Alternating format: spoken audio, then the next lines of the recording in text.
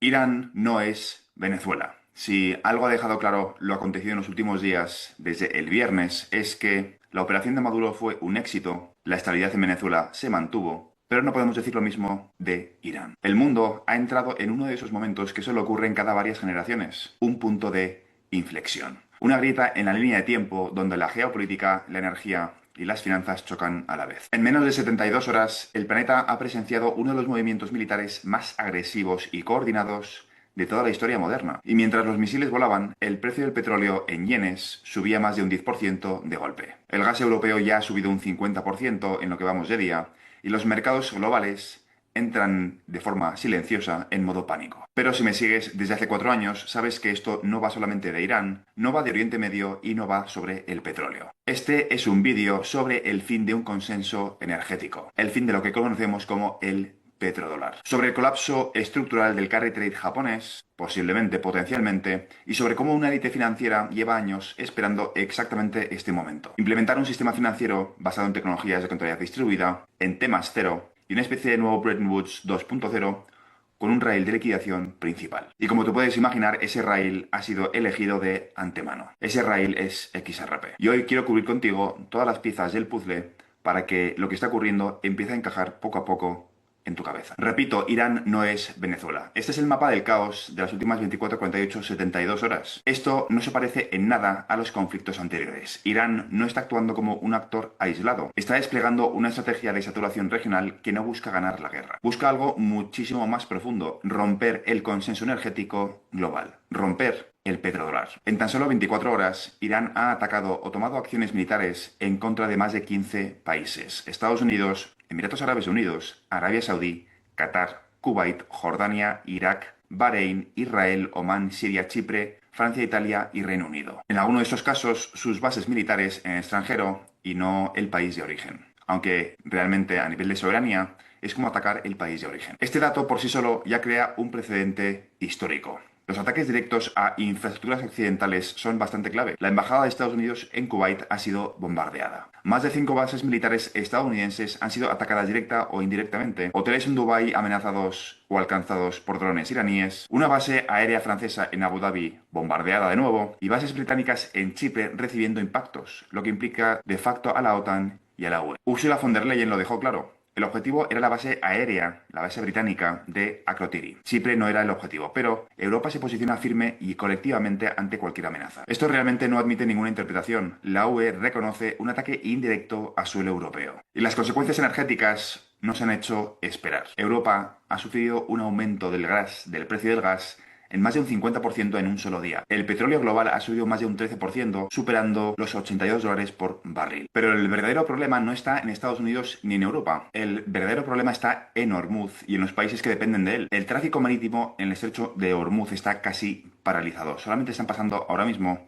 barcos de Rusia o de China. Por Hormuz en concreto pasa más del 20% del petróleo mundial y más del 25, en torno al 25-35% del GNL del planeta, el gas licuado. Y es que aquí viene el punto crítico. Qatar detiene su producción de GNL. Eso es el 20% de la oferta mundial. Arabia Saudí cierra su mayor refinería, la de Ras Tanura, de casi un poquito más de medio millón de barriles diarios. Una terminal crítica a escala global. Israel también ha detenido la producción de Leviatán, uno de los mayores campos de gas del Mediterráneo. Eso afecta directamente a Egipto y a varias rutas energéticas europeas. Y el Kurdistán iraquí ha paralizado las exportaciones. De nuevo, 200.000 barriles diarios. La oferta energética global acaba de recibir un golpe sin precedentes desde 1973. En Washington se habla de más de 560 soldados muertos, 8 generales de CENTCOM caídos, 12 F-25 destruidos, 8 F-14 derribados entre fuego amigo y fuego enemigo, 13 bases militares destruidas o inutilizadas, un radar de casi 2 billones de dólares eliminado y daños a múltiples embajadas, todo esto en menos de 24 horas. Nadie en Occidente está preparado para esta conversación o se imaginaba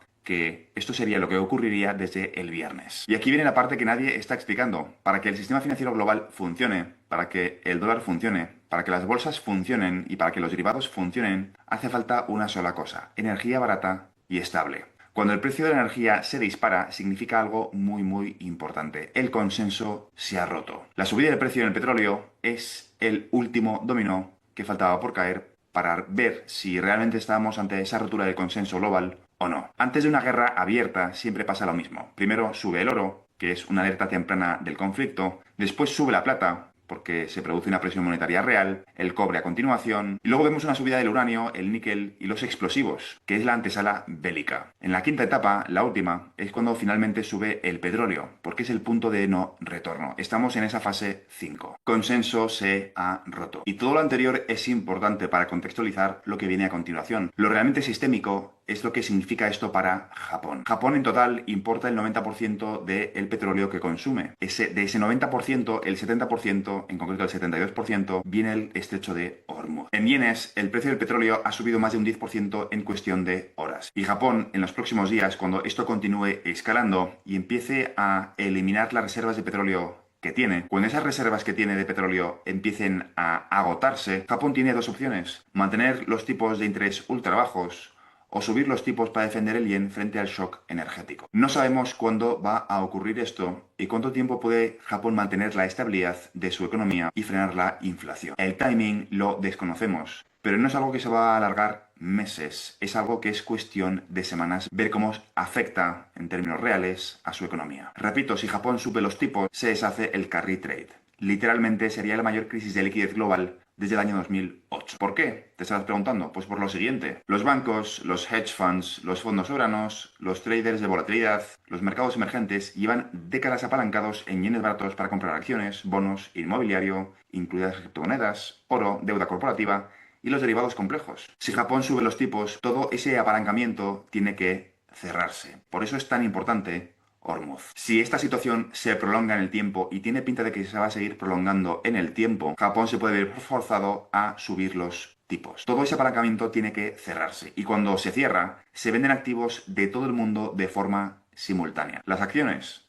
caen, los bonos caen, las criptos caen. El oro, una corrección inicial antes de la explosión final, pero también momentáneamente verá una corrección. Los exchanges congelados, la liquidez desaparece. El sistema entra en shock. Y aquí entra en juego The Princess of Yen, un libro que explica cómo el Banco de Japón infló la burbuja de los años 80, la reventó a propósito y rediseñó el país al completo mediante una crisis inducida. La tesis central de este libro es que los bancos crean dinero mediante el crédito, el Banco Central controla ese crédito y por lo tanto controla el ciclo económico entero. La élite japonesa ha usado el crédito para inflar, colapsar, reestructurar y concentrar el poder. ¿Y qué nos dice esto? Que Japón no es un actor pasivo, que la crisis que viene se puede utilizar para reconfigurar el sistema financiero global. Y aquí se empieza a enlazar todo. Cuando se deshaga el carry trade y tiene pinta de que lo van a deshacer de forma intencionada, esa es la excusa perfecta para implementar un sistema financiero basado en el T+0, un settlement, una liquidación instantánea, lógicamente basada en activos digitales. Y todo empieza a cobrar un poquito más de sentido cuando entiendes que SBI Holdings, el conglomerado financiero más grande de Japón, posee un 9% de las acciones de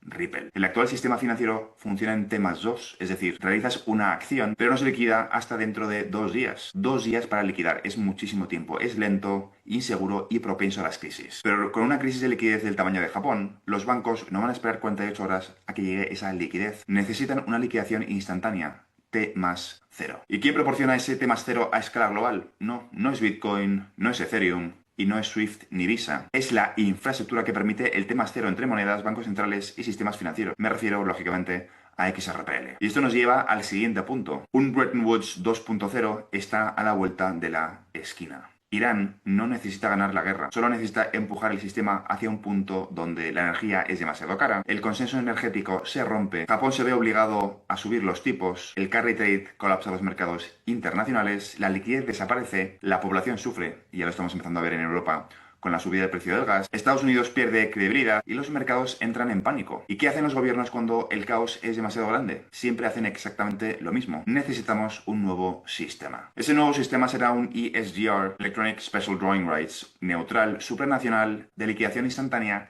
y construido sobre raíles DLT. Y aquí entra la pieza final. El papel de XRP no es una inversión especulativa, es la autopista internacional del valor en un mundo multipolar, en conflicto, sin hegemonía clara, sin energía barata y sin seguridad financiera, sobre todo con estas crisis inducidas que van a ser el reflejo o el catalizador de una migración hacia T+0. XRP no es un activo más, es literalmente el equivalente digital de un puerto que cobra amarres, de un aeropuerto que cobra a los aviones o a las aerolíneas, y una autopista que cobra peajes o la terminal que cobra por cada contenedor. Es donde todas las transacciones terminan pagando un fee y tú eres dueño de esa infraestructura. Lo que estamos viendo no es una guerra más, lo que estamos viendo posiblemente tiene el potencial de ser el inicio del cambio. Empecé a crear contenido hace 3 años y medio, casi 4 años, con una única premisa. La base de la creación de contenido, de la divulgación, ha consistido en explicar que una crisis de liquidez va a ser utilizada para implementar un nuevo sistema financiero basado en tecnologías de contabilidad distribuida. Y si Japón cambia los tipos de interés, los sube y vemos cómo el carry trade se deshace, puede que estemos en los inicios de un nuevo sistema financiero basado principalmente en XRPL como mecanismo de liquidación. Aunque repito, no va a haber un único ganador. Estamos viviendo el fin de una era.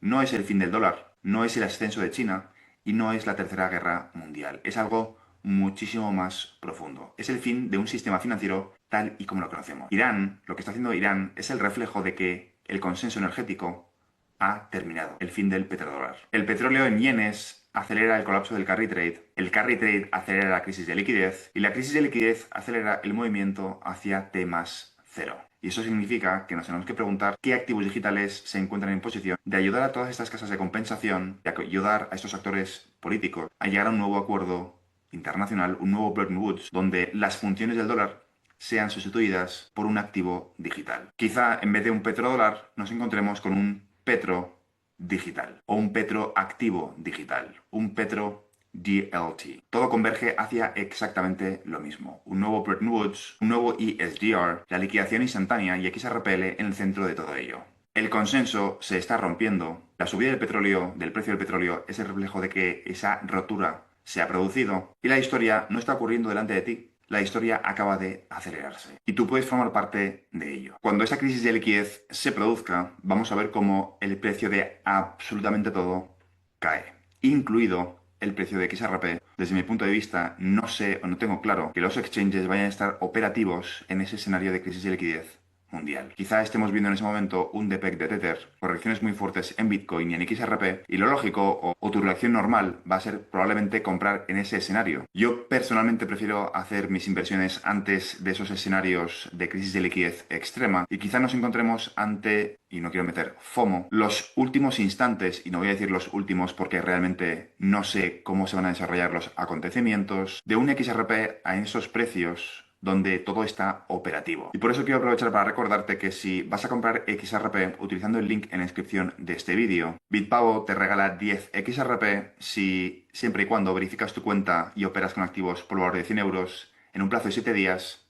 utilizando el link en la descripción de este vídeo. Si te ha gustado este vídeo, considera suscribirte. Te recuerdo que en este canal cubro todo lo relacionado con el sector de activos digitales, en concreto la transición controlada de todo el sistema financiero hacia tecnologías de contabilidad distribuida, es decir, XRP, XLM, XDC, THX, HBAR y un conjunto de activos digitales que van a cumplir una función complementaria en el futuro sistema financiero basado, entre otras muchísimas cosas, en el estándar ISO 20022. Y todo esto englobado dentro de una transición muchísimo más compleja y profunda que consiste en dejar atrás el capitalismo, comenzar una nueva era postcapitalista, post-IA, post-trabajo, que muchos están bautizando como la singularidad económica, que consiste en el desacople del crecimiento del PIB del mercado laboral. Todo eso explicado desde el punto de vista de las oportunidades que nos vamos a encontrar en el proceso para los inversores retail como tú y como yo en el sector de activos digitales. Es todo por ahora.